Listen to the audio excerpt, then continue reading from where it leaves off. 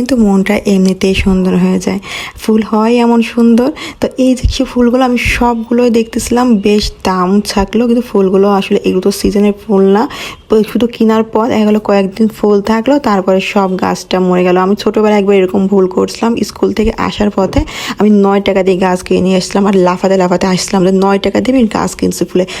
সেটা ছিল ডালিয়া গাছ। তো সম্পূর্ণ গাছটা জুড়ে ছিল ফুল আর ফুল, কিন্তু কেনার পর এতটা আনন্দ ছিলাম, ওটা 2 দিনও যায়নি। যখন ওটা লাগানো হলো আমি ভাবছিলাম আমি মনে হয় লাভ করে এত দামি ফুলটা কিনে ফেললাম মাত্র 9 টাকার।